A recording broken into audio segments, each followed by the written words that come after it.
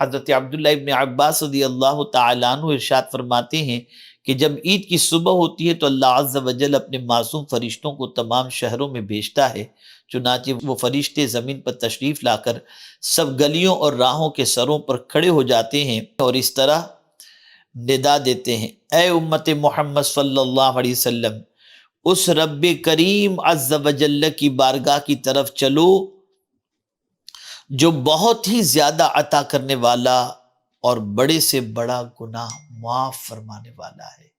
یعنی عید کے دن جب کوئی اپنے گھر سے نکلتا ہے تو معصوم فرشتے راستے کے سروں پر کھڑے ہو کر یہ نکلنے والوں سے کہتے ہیں، بلکہ نکلنے کے لیے بھی کہتے ہیں کہ نکلو، اس لیے کہ اللہ عز و جل آج کے دن تمہارے گناہوں کو معاف فرما دے گا۔ اور رب قدیر جل جلالہ صرف یہی نہیں کہ گناہوں کو معاف فرمائے گا، بلکہ بہت ہی زیادہ اللہ عز و جل عطا فرمانے والا ہے۔ اسی کے ساتھ ساتھ میرے پیارے آقا صلی اللہ تعالی علیہ وسلم کے پیارے دیوانوں، پھر اللہ عز و جل اپنے بندوں سے یوں مخاطب ہوتا ہے، اے میرے بندو مانگو کیا مانگتے ہو، میری عزت و جلال کی قسم آج کے روز یعنی نماز عید کے اجتماع میں اپنی آخرت کے بارے میں جو کچھ سوال کرو گے وہ پورا کروں گا، اور جو کچھ دنیا کے بارے میں مانگو گے اس میں تمہاری بھلائی کی طرف نظر فرماؤں گا۔ میری عزت و جلال کی قسم جب تک تم میرا لحاظ رکھو گے میں بھی تمہاری خطاؤں پر پردہ پوشی فرماتا رہوں گا۔ میری عزت و جلال کی قسم میں تمہیں حد سے بڑھنے والوں کے ساتھ رسوا نہ کروں گا۔ بس اپنے گھروں کی طرف مغفرت یافتہ لوٹ جاؤ، تم نے مجھے راضی کر دیا اور میں بھی تم سے راضی ہو گیا۔ سبحان اللہ، سبحان اللہ، سبحان اللہ۔ عید کی نماز پڑھ کر کے بندہ جب اللہ کی بارگاہ میں دعا کرتا ہے، مغفرت کی بھیک مانگتا ہے، اللہ سے جو سوال کرتا ہے خواہ وہ آخرت کا ہو یا دنیا کا، میرا رب اس بندے کے سوال کو پورا فرما دیتا ہے۔ اور میرے پیارے آقا صلی اللہ علیہ وسلم کے پیارے دیوانوں، رب مغفرت فرمانا چاہتا ہے اور رب قدیر جل جلالہ کی جانب سے جب بندے کی مغفرت کا مزدع جاں فضا سنایا جاتا ہے تو سب سے زیادہ اگر کسی کو تکلیف ہوتی ہے تو جانتے ہیں کس کو ہوتی ہے؟ وہ شیطان کو ہوتی ہے۔ اللہ اکبر۔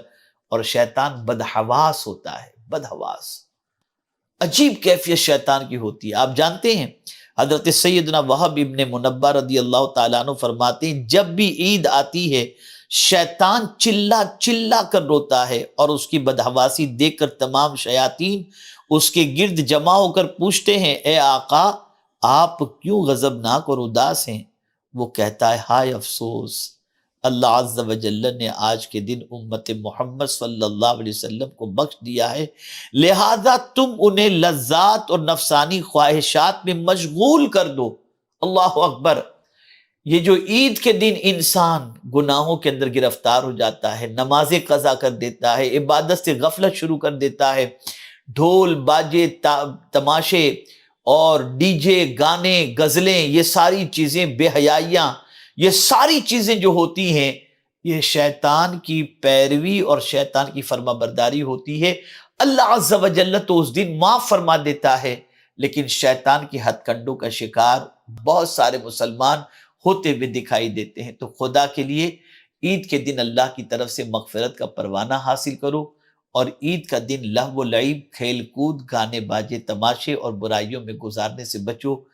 گانے باجے تماشے برائی اور اللہ کی نافرمانی میں اگر عید کا دن گزارو گے تو شیطان خوش ہوگا، اور اگر عید کے دن اللہ عز و جل کی اطاعت اور اس کے رسول صلی اللہ علیہ وسلم کی اطاعت میں گزارو گے، گناہوں سے بچ کر اللہ کی بندگی میں گزارو گے تو اللہ راضی ہوگا۔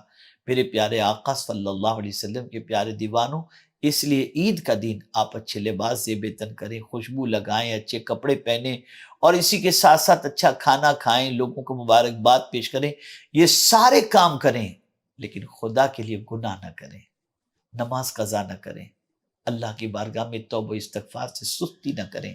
واللہ میں آپ کو بتاتا ہوں کہ اللہ عز و جل اپنے بندوں سے کتنا پیار کرتا ہے، اس ارشاد کے ذریعے آپ سمجھ چکے ہوں گے۔ خود مولا فرماتا ہے مجھ سے مانگو، خود مولا فرماتے میں تمہارے عیبوں کو چھپاؤں گا، اس سے زیادہ اور کیا چاہیے ہمیں؟ دنیا مانگو دنیا دیتا ہے، آخرت مانگو آخرت دیتا ہے۔ تو جس دن اللہ عز و جل اس طریقے سے انعام و اکرام کی بارش کرنے والا ہے، کیا وہ دن آپ گانے میں گزاریں گے؟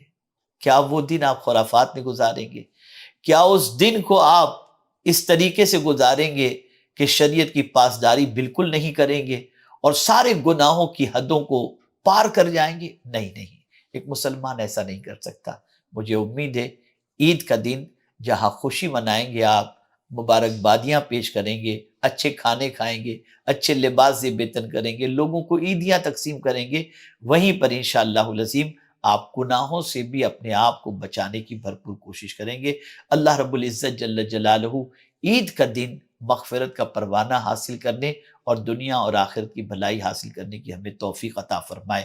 عید کے خطبے کے حوالے سے میں ایک سنت عرض کر دوں، جو عید کا خطبہ دیتے ہیں ان کے لیے ضروری ہے، مطلب سنت ہے کہ وہ خطبہ عید جو پہلا ہے اس خطبے میں 9 مرتبہ تکبیر پڑھنا، یہ رسول اعظم صلی اللہ علیہ وسلم کی سنت ہے، اور دوسرے خطبے میں 7 مرتبہ تکبیر پڑھنا، یہ رسول اعظم صلی اللہ علیہ وسلم کی سنت ہے، اور یہ تکبیر خطبہ شروع کرنے سے پہلے کی ہے۔